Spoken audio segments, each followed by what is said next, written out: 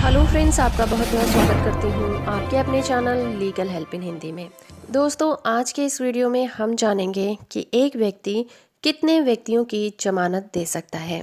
जमानत का मतलब क्या होता है, कौन आदमी जमानत दे सकता है और जमानत देने के समय उसे किन किन डॉक्यूमेंट को पेश करना होता है। तो वीडियो को बीच में बिल्कुल भी स्किप मत करिएगा। चैनल को सब्सक्राइब कर लीजिए, साथ में ऑल नोटिफिकेशन बटन को ऑन रखिए ताकि जब भी मैं कोई नई वीडियो अपलोड करूं आप लोग उससे अपडेट होते रहें। तो दोस्तों, बात हो रही है जमानत की। जमानत का मतलब होता है किसी व्यक्ति पर जो दायित्व हैं यानी कि कर्तव्य हैं, उन कर्तव्यों को पूरा कराने के लिए श्योरिटी देना।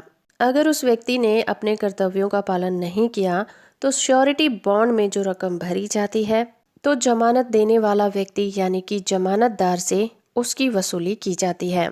आमतौर पर जमानत का मतलब किसी अपराध में हिरासत में लिए गए व्यक्ति को जेल से बरी कराना होता है और उसके लिए कोर्ट में एक बॉन्ड पेश करना होता है। जब भी किसी मामले में किसी व्यक्ति को गिरफ्तार किया जाता है तो उसे कोर्ट के सामने प्रस्तुत किया जाता है। तब अगर कोर्ट किसी अभियुक्त के आवेदन पर उसे अपनी हिरासत से आज़ाद करने का आदेश देता है तो उसके लिए उस पर शर्तें लगाई जाती हैं।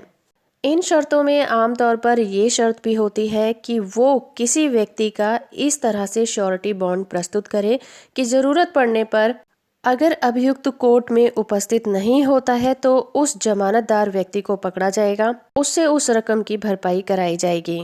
ऐसा इसलिए किया जाता है ताकि अभियुक्त कहीं भाग ना जाए और जब भी उसे कोर्ट में बुलाया जाता है, उसकी तारीख पड़ती है तो वो कोर्ट में प्रस्तुत होना चाहिए। जब भी कोर्ट में बॉन्ड भरा जाता है तो कोर्ट उसकी जांच करता है और संतुष्ट होने पर ही अभियुक्त को रिहाई देता है यानी कि जमानत देता है।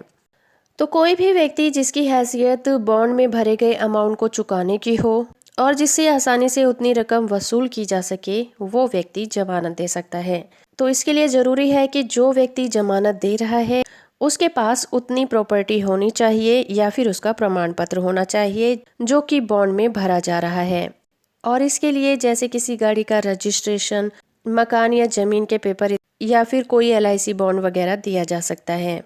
साथ ही जमानतदार की फोटो ID भी लगानी होती है जिससे पता चल सके कि जमानतदार व्यक्ति कौन है, और साथ ही उस व्यक्ति के एड्रेस प्रूफ भी चाहिए होता है। जमानतदार का फोटो बॉन्ड के साथ लगाया जाता है। अब बात आती है कि कोई व्यक्ति कितनी जमानत दे सकता है। कोई भी व्यक्ति कितनी भी जमानत दे सकता है, मगर कंडीशन ये होती है कि उसके द्वारा प्रस्तुत किया गया बॉन्ड उसकी हैसियत के हिसाब से कोर्ट उससे संतुष्ट होना चाहिए। केंद्रीय या फिर राज्य सरकार का कर्मचारी भी जमानत दे सकता है यानी कि सरकारी कर्मचारी भी जमानत दे सकता है। आमतौर पर एक मुकदमे में एक जमानतदार एक ही अभियुक्त की जमानत दे पाता है। मान लीजिए एक केस में एक से ज़्यादा अभियुक्त हैं तो वहाँ पर एक जमानतदार एक ही अभियुक्त की जमानत दे सकता है, क्योंकि कोर्ट एक से ज़्यादा लोगों के लिए एक ही जमानतदार को लेना पसंद नहीं करता। एक जमानतदार ने अगर पहले किसी व्यक्ति की जमानत दे रखी हो और किसी कोर्ट में वो दोबारा किसी मुकदमे में जमानत देने पहुंच जाए तो कोर्ट उसकी जमानत को रद्द भी कर सकती है। तो दोस्तों, आई होप कि अब आपको पता चल गया होगा कि कोर्ट में जमानत का प्रोसेस क्या होता है और एक जमानतदार एक ही अभियुक्त की जमानत दे सकता है, बाकी कोर्ट के विवेक पर निर्भर करता है।